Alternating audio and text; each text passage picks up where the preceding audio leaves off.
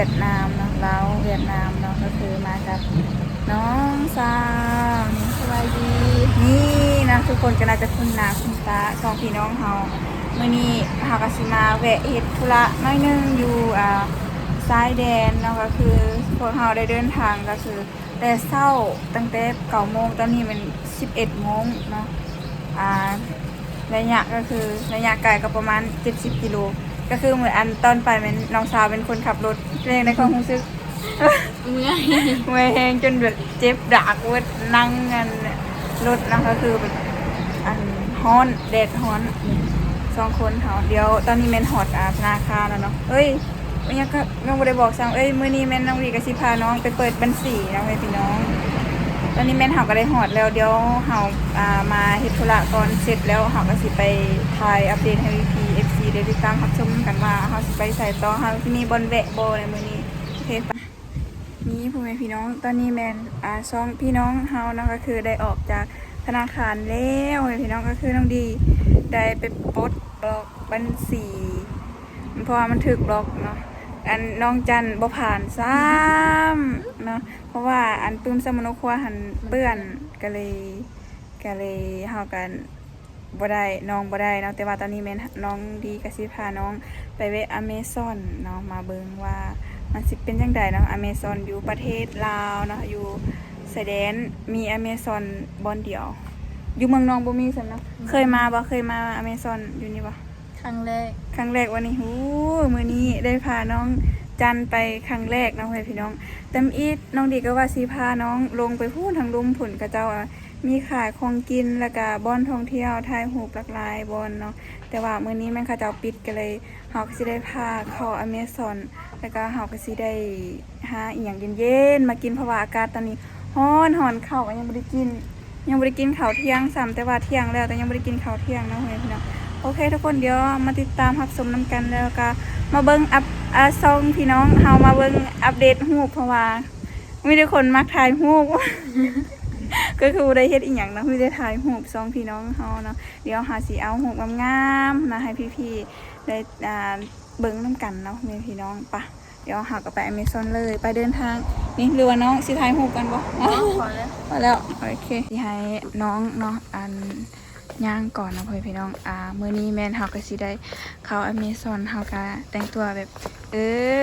คือจังได๋หวานจันกุ้งกล้องนี่คืออันจังได๋คนในเมืองนี้เนาะ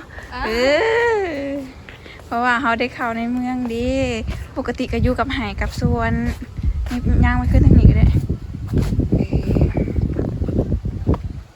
เพิ่นให้ตาทายบ่อยู่ไหนหรือบ่ให้ก็สิบ่เป็นหยังที่ว่าเห็นคือเจ้าก็ทายอยู่เนาะ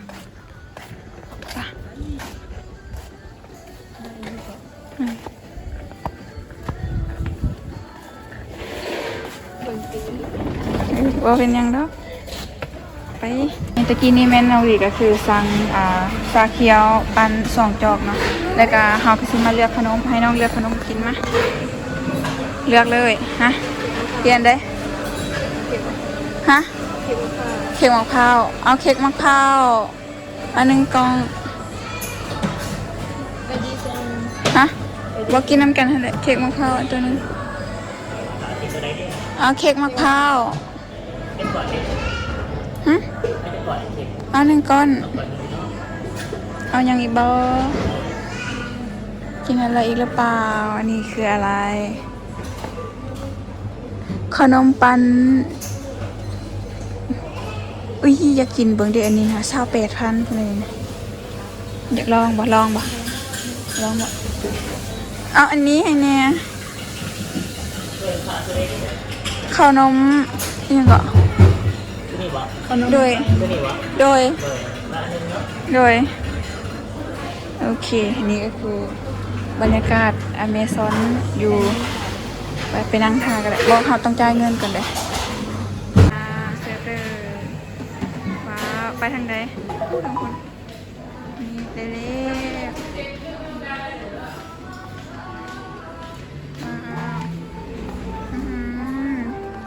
สาวบ้านเขาในเมืองนี่ตอนนี้แม่น้องดีก็คือสั่งขนมเนาะเพื่อมาลองกินเบิ่งพี่น้อง28,000 กีบเป็น แล้วก็เค้ก1ก้อนกินน้ำกันเนาะ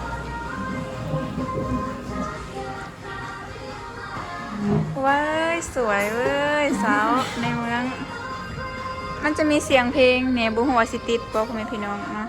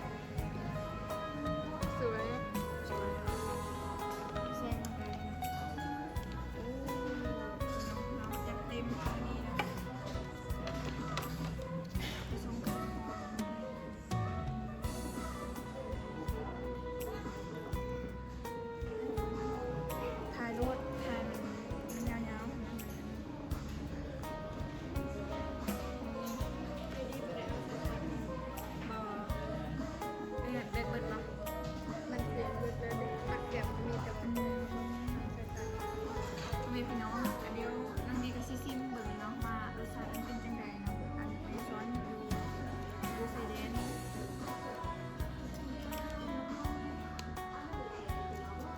เปลี่ยนการจับกล้องกับน้องเนาะ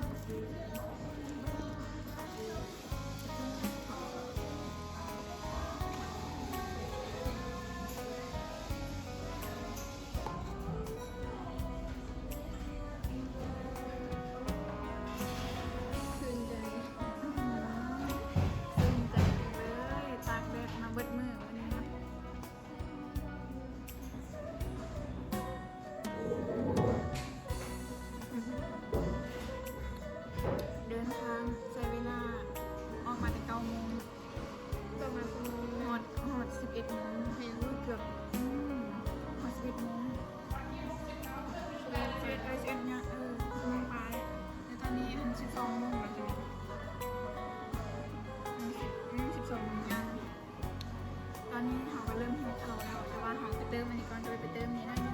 อันนี้ก็คือวิวทางวันก็จะประมาณ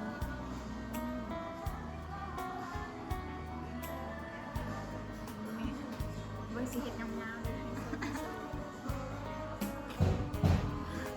เดินเผื่อได้มาเห็ดคือแบบได้คือวิวทางนี้ร้านไทยว่าอยู่บ้านใกล้ๆบ้านคือสิเป็นชุดไทยหกตลอดทุกมื้อเลยมาไทยหกอยู่แล้ว2 กิโลอันนี้เราขี่รถจักรมาเราบ่เต็มซื้อมันย่างของบ่มีโอกาสได้เข้าในเมืองได้สัมผัสวิวงามๆเนาะตอนนี้ก็ถึงรู้สึกเลยตื่นเต้นเนาะตื่นเต้นได้กินแบบของแซ่บๆอ่ะเย็นๆอยู่บ้านเฮาจังไดน้องปานจันลองซิมเบิ่งนี่รสชาติเป็นจังได๋บัดนี้แซ่บซื่นใจลองเบิ่งดูดดูนี่วะลองเบิ้งเป็นยังไงรสชาติแล้วก็มาบอกรสชาติกับพี่ๆเพิ่นเป็นยังไงแซ่บปะคืออยู่บ้านเฮาปะล่ะบ่คือเลยเนาะอันนี้รสชาติมันเป็นจังไดแบบมันหวานน้อยเนาะหวานน้อยพอดีกินอยู่บ้านเฮาละเลียนข้าเจ้าปั้นนะมันเลียนแบบมันหวานโพดอ่ะลองกินเค้กนี่เค้กอยู่บ้านเฮากับบ้านเขามันสิคือกันบ่ฮะแกะเลยแกะเป็นปะล่ะปึ้งเอาเบิ่งวิธีน้องวันน้องจันมาแกะเค้กเนาะกินเค้กน้ำกันอันนี้ลอกออกอันนี้ลอกออกก่อนลอกอันนี้เอาเจียวมันออกเยี่ยมให้น้องวันซิมน้องจันซิมเบิ้งว่ารสชาติเป็นยังไง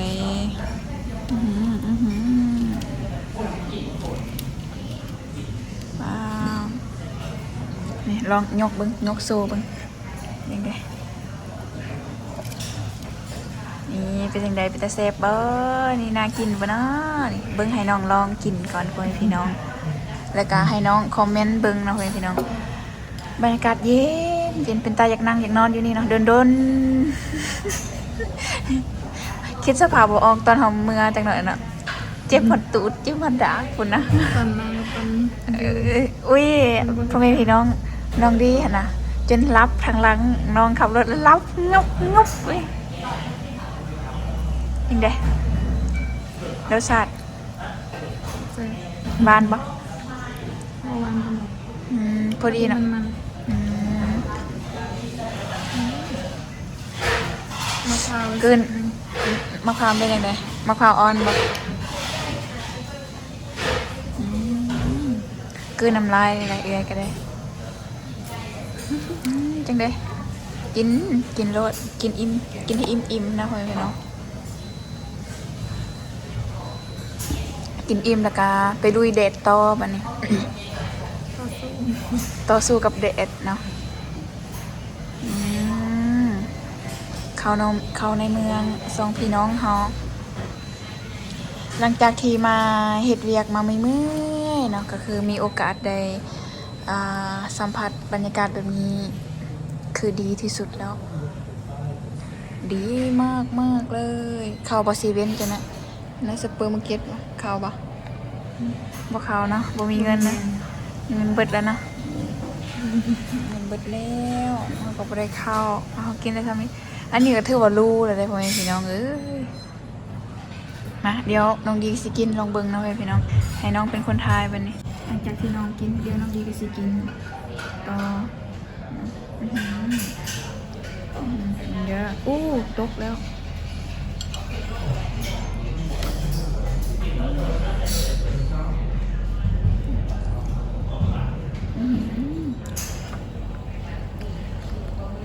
แซ่บ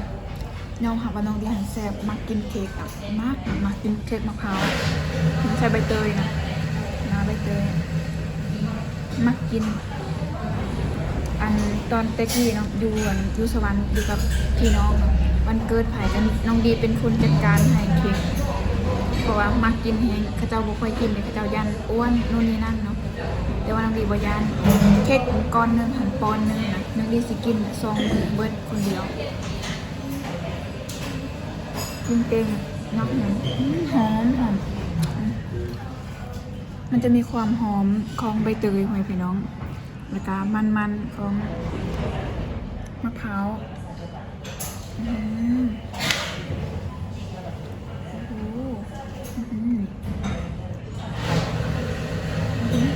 ตาแสบจ้ะตาแสบใช่ เดี๋ยวน้องดิซีนี่ลองกินเบอร์อันนี้ขนมปั้นเล็กใส่ปลาเดี๋ยวใส่ปลาลองเบิ้งเนาะมาลองเบิ้งกันว่ามันจะเป็นยังไงอุ้ยเย็นๆแบบนี้เลยเนาะน้องดีบรรยากาศแบบนี้อะตัดคลิปเย็นๆนั่งเย็นๆม้วนค่ะอันนี้ทุ่งหนึ่ง28,000ประมาณบ่หอด10 ก้อนบ่หอด10 ก้อนก้อนมันก็จะเป็นสูตรประมาณนี้เดี๋ยวน้องดีสิกินเบิ่ง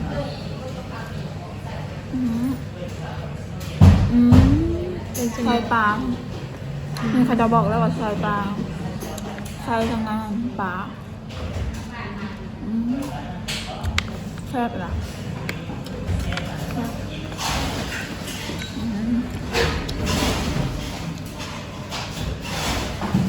เมื่อนี้ก็คืออดเบิ่งเนาะบรรยากาศที่มันดีกับน้องจำเนาะกินอันนี้ก่อนเพราะว่า เปลี่ยนบรรยากาศ เนาะ ว่ามาเปลี่ยนบรรยากาศ เนี่ยมาเป็นบรรยากาศเพราะว่าแต่ละมื้อมันหักสิได้ทายแต่คลิปเฮ็ดเวียกเฮ็ดงานเนาะเมื่อนี้มันหักแบบเปลี่ยนบรรยากาศมากินของบ้านๆแซ่บๆก็อย่าพาวเบื่อกันเด้อแม่พี่น้องมาเบิ่งสาวบ้านนอกเข้าในเมืองก่อน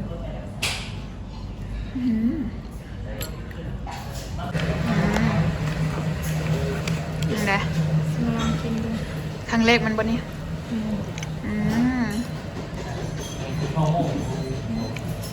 กินได้รสชาติ มันแซ่บอยู่บ่ล่ะแซ่บอยู่บ่ แซ่บ เค็มๆนี้ เค็มๆนิดนึงเนาะมันจะบ่มีความคาวแต่มันสิเค็มๆอ่ะจักปลาอหย่างเขาเจ้าเฮ็ด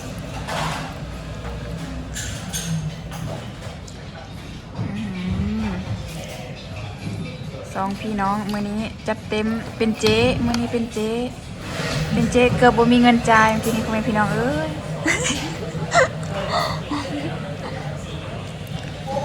เจ๊เกือบบ่มีเงินจ่ายอ่ะน้องดีเข้าบัญชีบ่ได้เกือบสิได้อันนั้นเกือบสิได้กลับอันไปหาอันนั้นผู้เบาอันธนาคารอีกครั้งหนึงหอมหนึง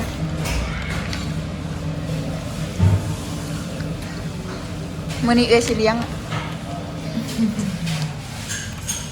น้องเมื่อยขับรถแล้วเนาะแล้วก็บัญชีก็บ่ได้เปิดเอ้ยเลี้ยง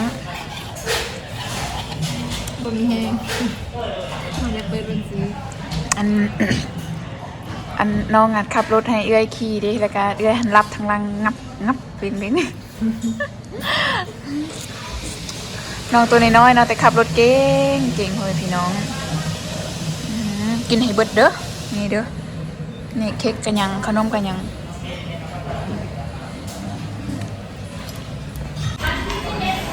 เดี๋ยวหากระสีกินนะให้พี่ๆซีได้เบิ่ง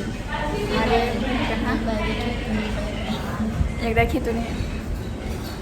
สิไปใส่เสียลงคลิป ไม่ เก็บไว้เพื่อเป็นสตอรี่นะพ่อแม่พี่น้องสองพี่น้องเฮาได้อยู่น้ำกันได้กินน้ำกัน ก็คือโดนๆได้สิได้กินน้ำกันเถอะปกติบ่ค่อยได้ไปน้ำกันเลยนะมื้อนี้ครั้งแรกพ่อแม่พี่น้องที่สองพี่น้องเฮาได้ไปน้ำกันไปใส่มาใส่น้ำกันไปดินน้ำกันเนาะนี่ก็เลยเก็บภาพบรรยากาศเป็นสตอรี่ไว้เพื่ออนาคตเนาะเฮาได้เบิ่งการสร้างครอบครัวทั้งสองฝ่ายมีลูกมีเต่าก็สิได้เบิ่งเด้อย่างน้อยเฮาก็ได้มานํกันเนาะพี่น้องจังได๋พี่น้องก็คือพี่น้องมันก็คือตัดขาดกันบ่ได้ดอกเดี๋ยวเฮาก็สิขอโตวกินก่อนแล้วก็สิเมื่อเพื่อนพี่น้องยันมันค่ำฝนฟ้าอากาศเฮาก็บ่ฮู้ช่วงนี้มันพายุเข้าแบบดุเนาะ เอามาน้อง ดูเขาก็เลยสิเมื่อน้องไปพี่น้อง ตอนนี้แม่นสองพี่น้องเขาก็คือเลาะอาหารก่อนเนาะก่อนสิเมื่อได้ยังแล้วได้4อย่างแล้วเนาะโอ้ยได้ขนมโอ้เอาอันนะโยเกิร์ตให้เอื้อยรสมะพร้าว3กล่องนะอุ้ยเอื้อยหันจะกินอันนี้วิปครีมโหกินอันนี้ก็คือสิแบบ จักฟอง เอา3ก็ได้ถ้าเอา2ก็ได้พอเอา2อันนี้นะเคยกินปะ วิปค มา รีม มากินวิปครีมแต่ว่ายาแล้วไปหาไม่ว่าเฮาสิเอาอหย่างนี้ก็คือเฮามารอบเดียวเฮาเฮ็ดให้คุ้มในมื้อนี้เอาหยังบ่เอาอะไรไหมนี่เครื่องสำอางป้าดบากะลายเลยนะสะออนนะ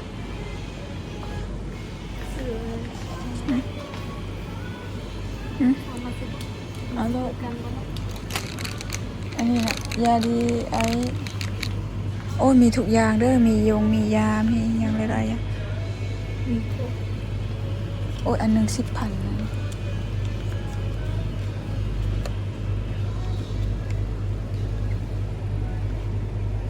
เดียวคือจบเลย